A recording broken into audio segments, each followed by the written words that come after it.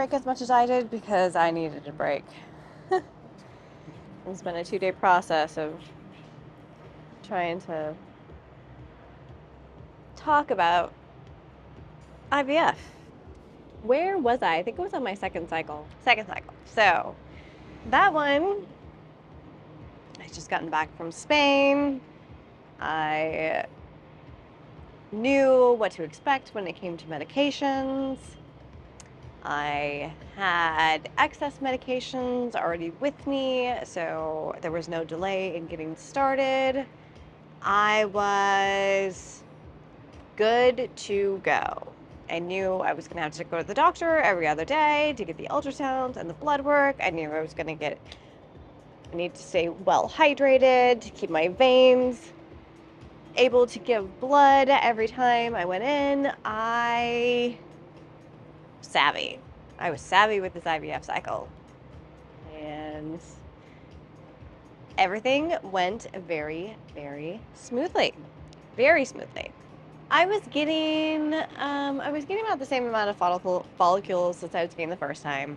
I think I started with like 4, went down to 3, that kind of thing. And that was kind of what was happening this time too, except for the fact that this time, one of them was growing a lot faster than the others. I was getting like by twice as much.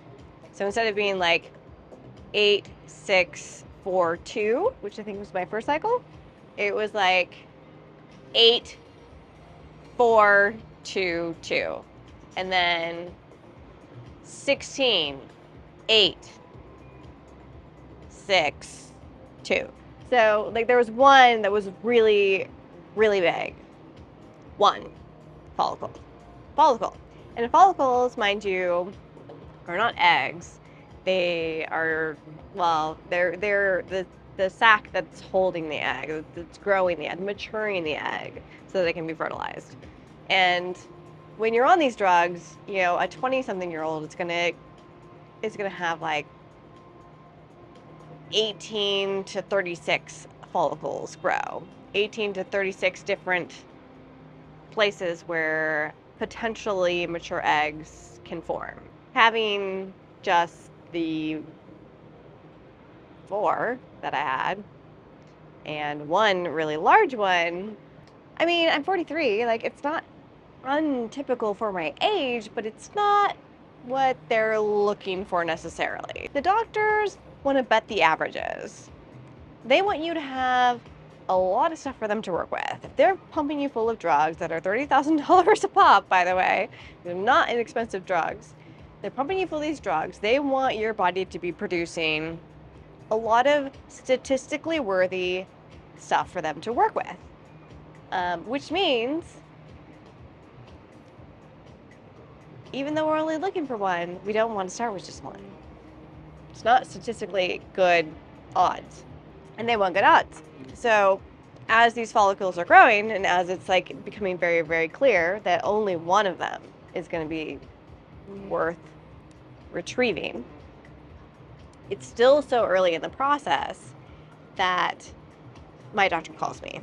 When you're going through IVF, you see your doctor at the beginning, you see your doctor at the end. You don't see your doctor in between those times. When you do your ultrasounds, you get your blood work, all that stuff is done by nurses. My interaction with my doctor, brief and infrequent. So for her to call me in the middle of my second cycle was unusual, not unwelcome, but you know, it was unusual. She called me after it became obvious that there was only one follicle that was growing. That was going to be the one that they were going to take. And I understand now that it was a conversation that she needed to have with me about, do I want to cancel the cycle or not? It's not how the conversation started or how it progressed. She told me most people would cancel the cycle at this time with this result. If you're only growing one follicle, and that's pretty much your only hope of getting mature egg this cycle, most people would cancel. To me at the time, I was like, well, that makes sense because most people are probably thinking that they should be getting 20 follicles. I'm thinking that I only need one. And last time I only started with 4. So am I unhappy with one? I mean, it's not the best result, but it's not the worst result. Do I want to cancel it? And mind you, there were other things happening in my life at the time that, like, canceling that cycle, there was no going back for me at that point. If I'd canceled that cycle, that's a cycle I'd never get back, insurance-wise and otherwise. It was just so I had that pressure, and then I also had the added, my specific situation meant that one follicle wasn't necessarily game-changing for me because I only had 4. 43 years old, I'm not getting much to begin with. Like, if I have one, like, that's what I'm going for. I'm going for one. So she called me. She said that, told me most people would cancel. She said she was willing to keep moving forward and see what would happen with this cycle, and I was really all for it. It didn't faze me. I mean, looking back, it probably should have, for the fact that, like, you don't normally get called by your doctor during these IVF cycles unless something's gone wrong. That should have been assigned to me, but it wasn't because of the evidence. I am 43 years old. I only had 4 follicles the last time. I kind of only have 4 follicles this time, but there's just one that's, like, growing a lot faster than the other ones. But we got one fertilized egg from the last one, and it made it to the blastocyst stage. So, the number 1 doesn't scare me. Me, particularly me, in my situation. So she called me, we had the conversation. I committed to continuing to seeing this through, and I kept taking the injections. And like I said, I took them as prescribed, on time. Everything was done as I was expected to do. So yeah, so I decided to keep going with the cycle. Like I said, the second cycle went, because I was taking all the medications as prescribed, etc., etc. It went much quicker, and I never took cetrotide. I never took cetrotide to delay my ovulation. I just was Menopur, Gonal, that whole regimen for the entire stimulation cycle. And Menopur, and then trigger. Yeah, then trigger. And then we were supposed to go do the egg retrieval for 1 follicle. My last ultrasound before I was going to get the egg retrieval, my ultrasound tech was such a sweetheart. And she was so excited for me with my 1 follicle that she took a picture of it with the ultrasound machine, and she gave it to me. And she told me, she's like, I'm not supposed to do this, but look at this beautiful egg you have here. I don't think I still have that picture. We'll get to that. And I had that picture with me. And that was my last ultrasound before taking the trigger shot and going to the egg retrieval. And I felt like that was such a good sign that I'd done the right thing by following through with this cycle and not giving up on it, and continuing to carry the torch for this one possibility that could work out. I got my blood drawn the day before we had to do the egg retrieval, and that was fine. And then the next day we drove up to the egg retrieval place, which is about 40 minutes away from Miami, and they needed to do an ultrasound on that day, which they don't typically do. Typically, when you go out to do the egg retrieval, there's a whole separate section that they take you into, a whole different waiting room, and it's the surgical area of the clinic, basically. And then they have the other area of the clinic is for the ultrasounds and the blood work. So you go straight to the surgical area because you're going to be doing surgery to do the egg retrieval. But on my second cycle, because there was just the one follicle, they wanted to do one last ultrasound on the day of, just to make sure everything was still fine. I felt really good about this cycle. I had done all the medications correctly. You know, the picture from my ultrasound tech that was looking really good. I hadn't given up. I was holding out hope for this, you know, little egg. I felt a bit like this was gonna work. Felt like it was gonna work. I really, really did.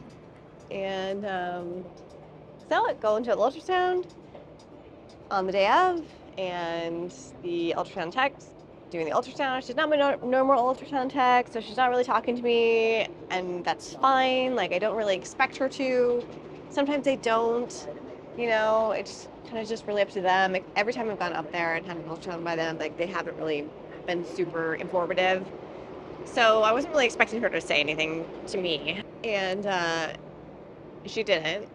So I get dressed to go back to the surgery area of the clinic, and I get a phone call. And I'm like, oh, shoot, I'm getting a phone call. I forgot to put my phone on silent. Let me do that real quick. And I put my phone on silent. And I see the nurse coming up from the back of the surgery area. And she's like, your doctor's going to call you. She should be calling you right now. And I was like, oh, maybe that was the phone call I was getting. So I look back at my phone. I see that I'm getting another phone call from the same number. I'm like, this is probably my doctor. Let's just answer it. I answer it. The nurse, and I remember this entire scene in my mind clearly to this day. The nurse is coming back from the surgical area. She's rushing back there. She's got kind of like an anxious look on her face. There's a waiting room. I am sitting in a chair like this. Stephen is sitting in a chair kind of perpendicular to me. We're kind of like in a little corner. Or actually, I was standing, I think, at the time, and then I sat down. There's another couple in this waiting room across from us. And I want to say they were blonde. I don't really remember them very much, but I know that they were there. And they never, ever seemed like they were listening to me or what was going on with us, but like, it's a small waiting room. They were very aware of what was happening. But so that was the scene when I took a phone call from my doctor. And she told me that the follicle was gone, that there were no eggs for them to retrieve that day. And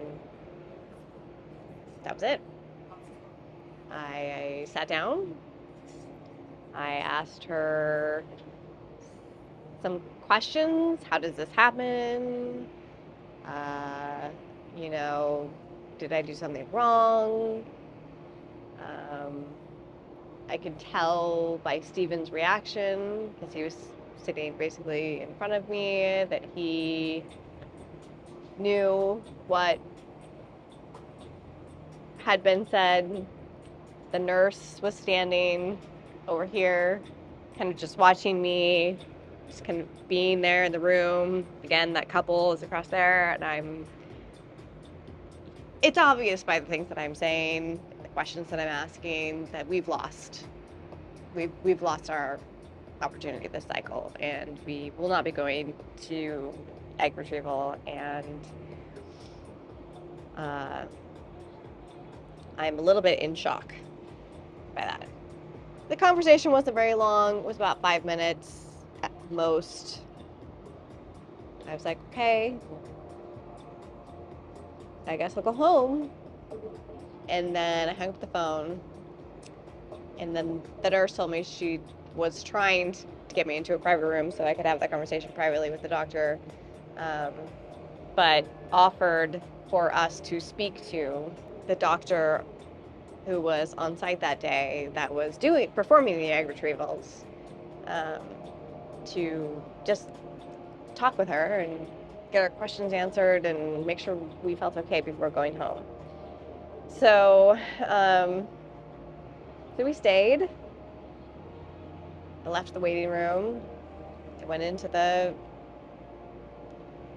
private room to wait for the doctor. Steven, it was a work day for Steven, so he had to jump on a call. And so I was in there by myself dealing with this for a few minutes before the doctor showed up. And then her and I had a chance to speak a bit. And that's when she told me about the curse of Eve, which is another video story. But the curse of Eve,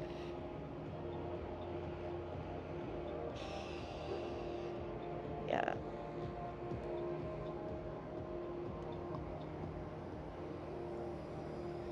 I still believe women were cursed with the pains of childbearing. It doesn't stop there. It's on this side of it too. But anyway, story for another day. She was very lovely, very, very lovely. And that doctor, she had worked in fertility her entire life and somehow also missed her opportunity to have kids. She was older than me, and she tried too. She tried also. And she worked in fertility. She worked in fertility. Like, she was the egg retrieval doctor. How did she miss her window to have kids? Right? That's what you ask yourself, I'm sure. But here she was sitting in front of me saying, I'm never going to have kids. I tried. 50 is the oldest that they will transfer an egg donor egg into a woman. And she was like 56 at that point or something. She's like, I looked up for my job one day and I realized, as I was talking, I was counseling a patient that was my age. We had the same birthday. And she was like, oh, this is me. I've also missed my window of opportunity. And she had. Those are the stories that you never hear. And those are the stories that you never hear. So, I'm telling it for her. I'm sure she's okay.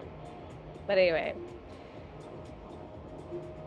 I talked to her for some 20 minutes or so, and then Steven came in and he was able to ask his questions. And long story short, not a short story at all, but the second cycle was a failure even before we got an egg retrieved. So that was 2 cycles down now. IVF number 1 ended in a fertilized egg that made it to freezing, but unfortunately was genetically not viable, so that was a failure. IVF number 2 did all the medications perfectly,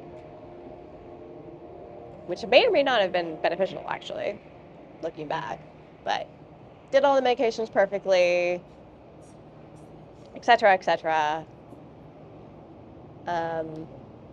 Didn't even get an egg to retrieve. No eggs to retrieve. Failure. So on to the next. And there's no break in between IVF number 2 and IVF number 3. because I'm about to lose the insurance benefits that I've been using to do IVF. So I want to get this cycle in as quick as possible. So I am just anxiously waiting for my period to get here so we can start anew and we can do it all over again. And